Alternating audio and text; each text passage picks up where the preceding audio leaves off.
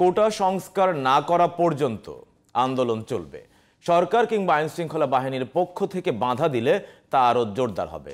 শুক্রবার ঢাকা বিশ্ববিদ্যালয়ে কোটার বিরুদ্ধে বিক্ষোভ মিছিলে এসব কথা বলেন শিক্ষার্থীরা। পরে শাহবাগে রাস্তা অবরোধ করে সমাবেশ করেন তারা। আরও জানাচ্ছেন আলী আহমেদ।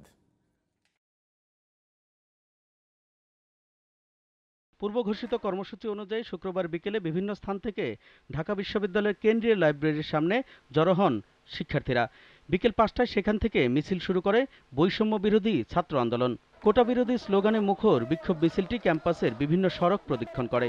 মিছিলে অংশ নেওয়া শিক্ষার্থীরা বলেন, বৈষম্যহীন সমাজের জন্যই কোটা সংস্কার আন্দোলনে যোগ দিয়েছেন তারা। পরে মিছিল নিয়ে শাহবাগে রাস্তা অবরোধ করে ১ ঘন্টা সমাবেশ করে আন্দোলনকারীরা।